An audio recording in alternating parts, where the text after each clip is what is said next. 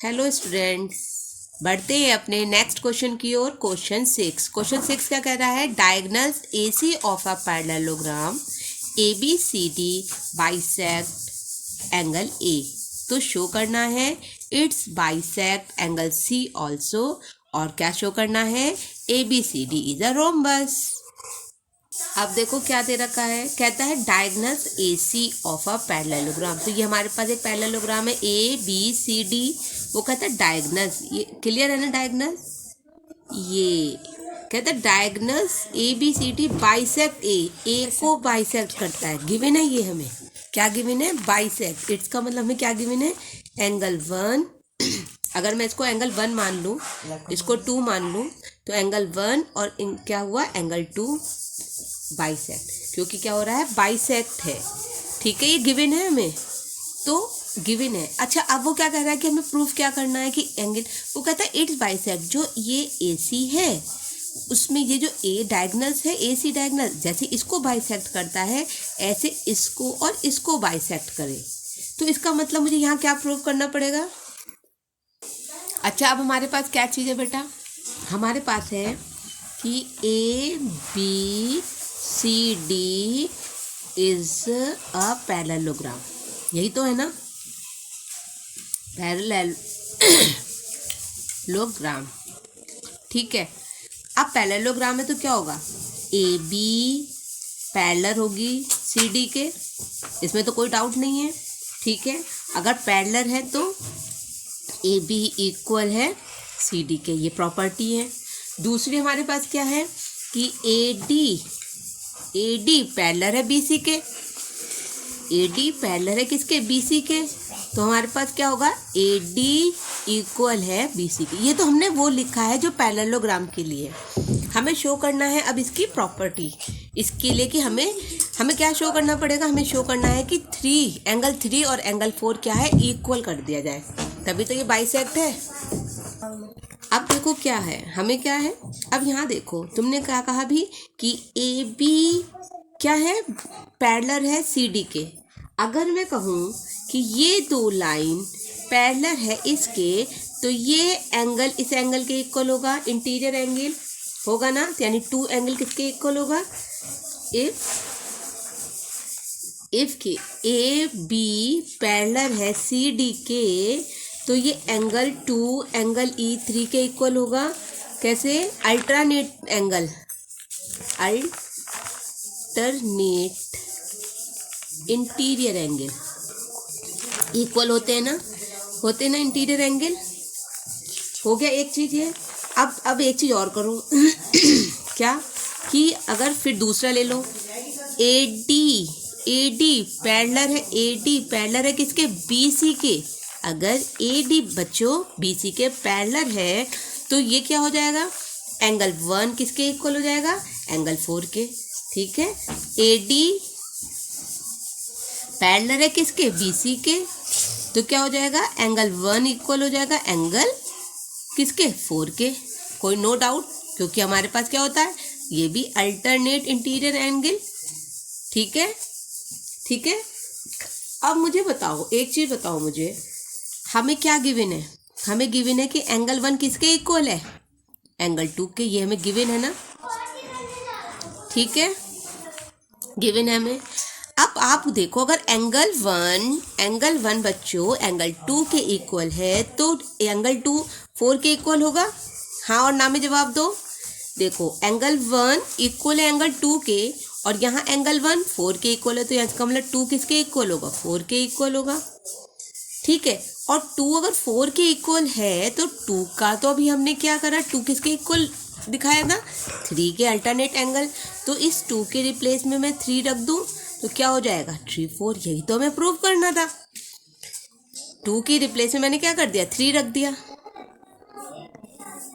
ठीक है, ऊपर से यहाँ से क्या हुआ? 2 के रिप्लेस में हमने क्या कर दिया? 3 रख दिया। तो 3 किसके इक्वल हो गया? 4 के। यही तो उसने कहा था कि अगर इसका मतलब क्या हुआ? 3 इसके इक्वल है तो क्या हुआ? इसका मतलब है जो ये AC है, ये जो डायगोनल है, वो C को भी क्या करती है? बाइसेक्ट करती है। तो यहाँ पे लिखेंगे हैंस प्रूव्ड हैंस प्रूव्ड क्या कि AC bisect angle C also. अब हमें क्या प्रूव करना है? अब हमें प्रूव करना है कि ABCD इज ए रोम्बस। तो रोम्बस के लिए क्या होना चाहिए बताओ? रोम्बस की शर्त क्या होती है? आपने कहा था रोम्बस एक पैरेललोग्राम, और क्या होता है? All sides are equal. इसकी क्या होती है? All sides are equal. तो हम इक्वल दिखा देते हैं। कैसे दिखाएंगे? इसका एक लॉजिक, इसको देखते हैं कैसे। AD पैरेलल है BC के, अभी हमने बताया था। तो AB इक्वल होगा CD के, अपोजिट साइड से इक्वल है। AD पैरेलल है तो ये वाली, AB पैरेलल है, DC पैरेलल है, तो ये और ये साइड होगी। तो मुझे ये और ये साइड प्रूव कर दो, अगर मैं इक्वल ये वाली, तो काम बन जाएगा। ठीक है, तो हम इसी के हिसाब से चलते हैं। तो इसके लिए हम क्या कर सकते हैं? इसके लिए हम ये ले सकते हैं, कोई ट्रायंगल प्रूव कर देते, ये दोनों ट्रायंगल ले लेते हैं ताकि मेरे पास ये साइड आ जाए, ये साइड आ जाए। ठीक है, कोई सा भी ले लो आप, इधर से ले लो, ये ट्रायंगल ले लो। तो ADC एक ट्रायंगल ले लो, और कौन सा ले लो? ABC एक ट्रायंगल ले लो। ठीक है ना? क्यों ले रहे हैं हम? ताकि हम जो पास की हैं साइड्स उनको इक्वल कर सके। अपोजिट साइड्स तो इक्वल हैं, पर साइड की साइड इक्वल नहीं है। ठीक है, तो रोम्बस प्रूफ करना है अब हमें। तो हमें सेकंड पार्ट में हम क्या करना है? पहले तो हमने क्या क्या प्रूफ कर दिया, पहले हम देखते हैं। ट्रायंगल ADC और कौन सा ट्रायंगल? ABC। आया है ना समझ में कि ट्रायंगल ABC और ADC क्यों लिया, ये भी आपको पता है। अच्छा, एंगल 1 किसके इक्वल है? एंगल 4 के। ठीक है, AC क्या है? कॉमन लाइन है। एंगल 2 किसके इक्वल है? एंगल 3 के। ठीक है, एंगल 1 किसके इक्वल है? ठीक है, ABDC में अब हमारे पास, मैंने बताया एंगल 1 किसके इक्वल है? एंगल 4 के। एंगल 1 किसके इक्वल है? एंगल 4 के। एंगल के अब देखो 2 किसके इक्वल है? 3 के। तो 2 किसके इक्वल है? 3 के। और AC क्या है? Common line. तो हमने क्या करा? AC कॉमन है AC। ठीक है, ठीक है। तो जब 3 चीजें प्रूव कर दी, एंगल साइड एंगल हो गए ना, तो हमारे पास क्या हो जाएगा? तो हमारे पास क्या बन गया? ADC कैसे हुआ? कॉन्ग्रुएंट हो गया ट्रायंगल ABC के। और हमें क्या प्रूव करना था? ये इसके कॉन्ग्रुएंट हो गया, तो यानी ये वाला एंगल ट्रायंगल इसके कॉन्ग्रुएंट हो गया, क्योंकि एक पैरेललोग्राम था। ये CPCT से AD किसके इक्वल हो जाएगी? AB के। कर सकते हैं ना ऐसा? तो AB इक्वल है किसके? AD के। किससे? By CPCT। और इसको किससे हुआ था? बाई SAS से। ठीक है, अब जब ये हो गया, खुद सोचो कि AD पैरेलल है किसके? BC के। और AD किसके इक्वल है? BC के। AB देखो, AD किसके इक्वल है? AB के। AD किसके इक्वल है? BC के। तो AB BC के इक्वल होगा, नहीं होगा? तो इसका मतलब क्या हुआ? AD किसके इक्वल है? AB के। अभी आपने कहा AD किसके इक्वल है? BC के। ठीक है, और अब पहले BC किसके इक्वल था? AD के। तो फिर ये सब किसके इक्वल हो गए? किसके इक्वल हो गए बोलो? AB AD। अब क्या रह गया है? DC। तो क्या हो गया? हैंस सारी साइड इक्वल हो गई, और क्या बन गया हमारे पास? Hence ABCD is rhombus. यही तो हुआ, यही प्रूव करना था। क्वेश्चन को पूरा क्या पढ़ा दिया था? ये क्वेश्चन दे रखा था, क्या कह रखा था कि ये इसको ए क्या गिवन क्या था कि ए बाइसेक्ट है। बाइसेक्ट मीन्स एंगल 1 किसके इक्वल है? एंगल 2 के। ठीक है, ये गिवन था। उसने कहा कि अगर AC A को बाइसेक्ट करता है तो C को भी करेगा। तो क्या प्रूव करना था? एंगल 3 किसके इक्वल हो जाए? एंगल 4 के। हमने सारी प्रॉपर्टी लगाई। ठीक है, उसके बाद हमने ये प्रूव कर दिया। ठीक है, तो आई होप आपको ये अच्छे से समझ में आया होगा। ठीक है, तो वीडियो को जरूर लाइक करें, सब्सक्राइब करें और शेयर करें। ठीक है। चलो बढ़ते हैं अपने नेक्स्ट क्वेश्चन की ओर। क्वेश्चन 7th है। 7th क्या कहता है कि ABCD is a rhombus. ABCD क्या है? एक रोम्बस है। तो इसका मतलब क्या हुआ कि ABCD एक पैरेललोग्राम भी है, क्योंकि रोम्बस की सेट क्या है कि rhombus is a parallelogram and its all sides are equal. तो इसका मतलब क्या है कि ABCD इज पैरेललोग्राम।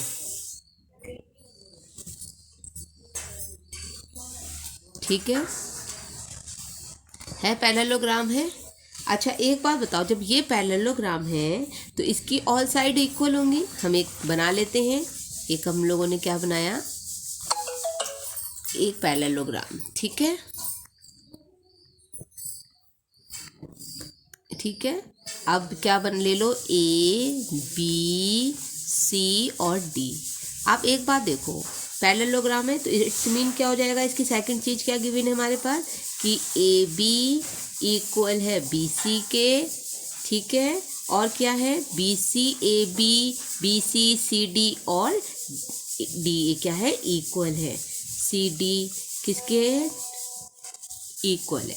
क्यों क्यों अब पूछेंगे, आप पूछोगे क्यों भाई, रोम्बस है, रोम्बस में क्या होता है ऑल साइड इक्वल होती हैं, इसका मतलब वो ये सब चीजें हमें गिवन है।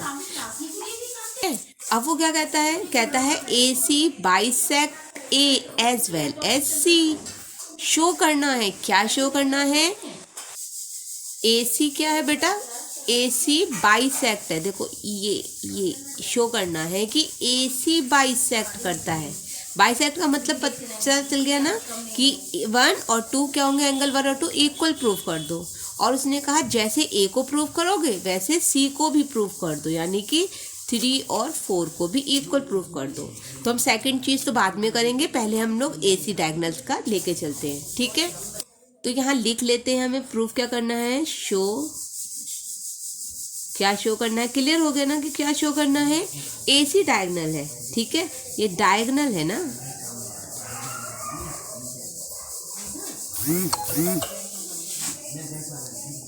AC क्या कर रहा है, बाइसेक्ट, कहता है बाइसेक्ट, बाइसेक्ट किसको, एंगल A को। तो इसका मतलब क्या करना है हमें, अगर तो 1 इक्वल 2 के प्रूव करना है कि एंगल 1 किसके इक्वल प्रूव कर दूं, 2 के। और वो कहता है एज वेल एज CB। तो क्या मतलब हुआ कि एज वेल एज C का मतलब क्या हुआ कि एंगल C को भी क्या करना है, इसका एंगल C बाइसेक्ट करता है, इसका मतलब एंगल 3 और एंगल 4 इक्वल दिखाने हैं।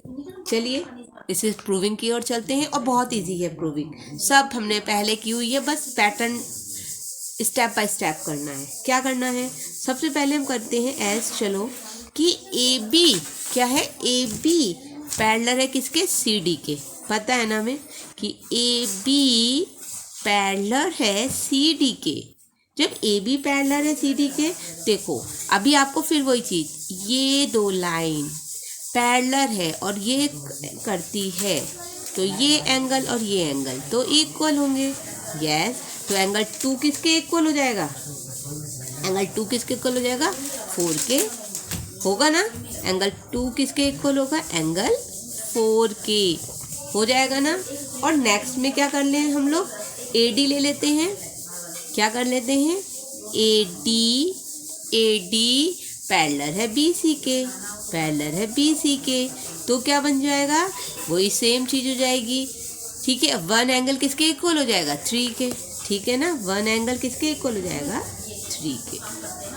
ठीक है, अब एक बात और बताओ मुझे, क्या कि अगर मैं आपसे कहूँ, अब एक बात बताओ, अब मैं कैसे प्रूव करूँ कि एंगल 1 और एंगल 2 इक्वल है। अब मुझे तो रोम्बस है ना, ये रोम्बस में क्या होता है, साइड इक्वल होती है ना, ये साइड इसके इक्वल है। अगर मैं एक ट्रायंगल ABC ले लूँ तो उसमें ये साइड इसके इक्वल होगी, जब तो फिर ये एंगल भी इसके इक्वल होंगे। क्यों, अपोजिट एंगल्स आर इक्वल है। तो चलो लेके चलते हैं, इसी को यूज करते हैं हम। तो इन ट्रायंगल ABC में लेके चलते हैं। ABC में क्या है बेटा, AB इक्वल है BC के, गिवन है। क्यों गिवन है बताओ, रोम्बस है ना। ठीक है, और अगर ए बी बी सी के इक्वल है, ए बी बी सी के इक्वल है, तो बेटा क्या होगा बताओ मुझे। ये वाला एंगल, ये दोनों अपोजिट एंगल इक्वल होंगे ना, तो हम लोग लिख देंगे angle 2 is equal to angle 3 के। अपोजिट एंगल्स इक्वल, ठीक है, अपोजिट एंगल इक्वल हो गए। अब ऊपर देखो ना, एंगल 2 किसके इक्वल है, एंगल 3 के। एंगल 4 के इक्वल है ना, और एंगल 2 किसके इक्वल है, एंगल 3 के। तो क्या बेटा 3 एंगल और 4 एंगल इक्वल होंगे नहीं होंगे, यस और नो, ठीक है, होगा। और एक चीज और देखो, ये हो गया।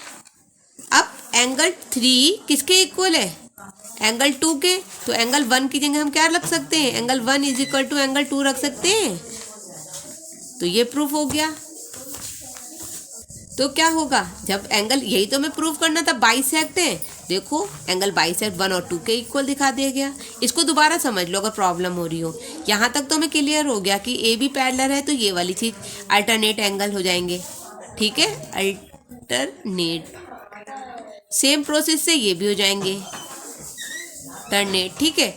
अब 2 इक्वल है 4 के, 1 इक्वल है 3 के। अब ए बी इक्वल है बी सी के, क्यों, क्योंकि रोम्बस के ऑल साइड्स इक्वल है। जब किसी ट्राइंगल में 2 साइड इक्वल होती हैं तो उनके अपोजिट एंगल्स भी इक्वल होते हैं, ठीक है। तो क्या हो गया, एंगल 2 और एंगल 3 इक्वल हो गया। पर अभी हमने क्या देखा था कि एंगल 2 किसके इक्वल है, एंगल 4 के। जब 2 एंगल 4 के इक्वल है तो 3 और 4 इक्वल नहीं होंगे, आपस में होंगे ना। और जैसे 3 और 4 इक्वल हुए, वैसे क्या होगा, 1 और 2 इक्वल होगा। तो यहाँ पे हम कह सकते हैं हैंस, क्या कह सकते हैं हैंस, कि ए सी जो डायगोनल्स है, A C is bisect. Bisect किसको, किसको, bisect of angle A and angle C, हो गया। अब ऐसे ही सेम हम किसको कर देंगे, बी डी को डायगोनल कर देंगे, ठीक है। अब देखो हमें क्या करना है सेकंड में। अब देखो पहले ध्यान से पढ़ते हैं। डायगोनल्स बी डी, क्या लिया, डायगोनल बी डी ले लिया, ठीक है। क्या कहता है, bisect angle B as well as angle D. अभी हमने क्या प्रूव किया था, अभी हमने प्रूव किया था कि डायगोनल्स ए सी बाइसेक्ट ए एज वेल एज सी। सेम वही चीज तो है, कुछ भी तो अंतर नहीं है, ठीक है। फिर प्रूफ करते हैं। ए डी ले लिया। अब बाइसेक्ट कर रहा है किसको, बी को बाइसेक्ट कर रहा है, और किसको कर रहा है, इसको भी कर रहा है। तो बाइसेक्ट का मतलब क्या हुआ, बाइसेक्ट का मतलब क्या हुआ, ठीक है। तो अब इसका मतलब अगर मैं इसको 5 ले लूँ, चलो मैं उसको पहले वाला नहीं ले रही हूँ, 5 ले लूँ, इसको 6 ले लूँ, इसको 7 और इसको 8 ले लूँ, तो मुझे क्या प्रूव करना पड़ेगा, मुझे शो करना है, बताओ। अच्छा आप यहाँ पे हमें क्या शो करना पड़ेगा, क्या शो करना होगा कि डायगोनल बी डी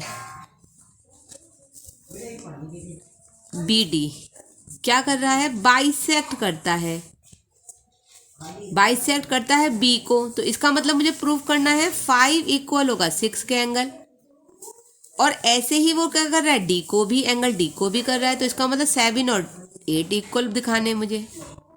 और वही चीज है सेम, क्या गिवन है हमें, पैरेललोग्राम है, क्योंकि रोम्बस है, ऑल साइड इक्वल है, हिसाब लगा लो। चलो फिर वही चीज स्टार्ट कर देते हैं। अभी हमने क्या करा बेटा, आपको वही ले लो, क्या कि ए बी पैरेलल है डी सी के, तो एंगल 5 किसके इक्वल होगा, एंगल 7 के। यही चीज तो हमें प्रूव करनी है। तो हमने पहले इसको बता दिया कि ए बी पैरेलल है डी सी के, तो एंगल 5 किसके इक्वल होगा, क्या हुआ, अल्टरनेट एंगल है ना बेटा। अल्टरनेट पूरा लिखना है बेटा आपको, ठीक है, अल्टरनेट एंगल। अब क्या हुआ, ए डी पैरेलल है बी सी के, ए डी पैरेलल है किसके, बी सी के। जब ए डी बी सी के पैरेलल है तो एंगल 6 होगा किसके इक्वल, 6 होगा एंगल 8 के इक्वल, ठीक है। ये भी अल्टरनेट एंगल होंगे,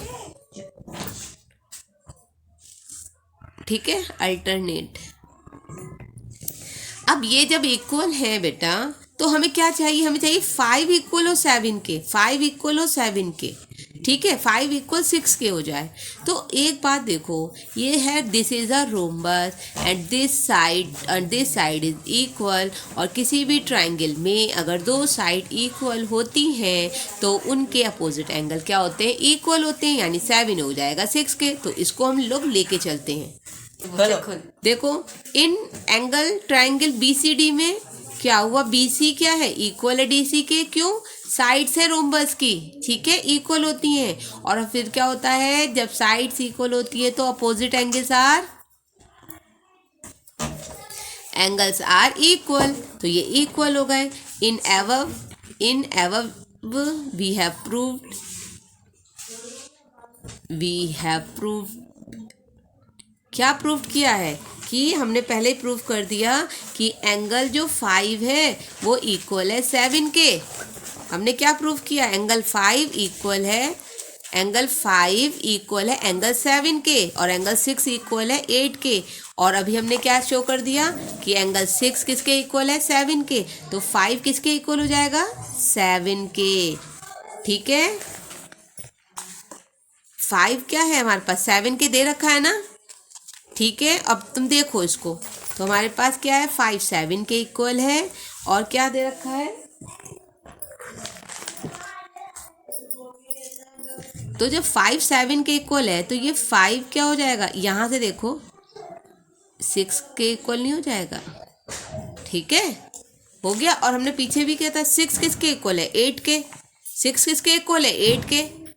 जब 6 8 के इक्वल है तो क्या हो जाएगा, ये 6 किसके इक्वल है, 8 के, तो क्या होगा, 7 भी तो 8 के इक्वल हो जाएगा।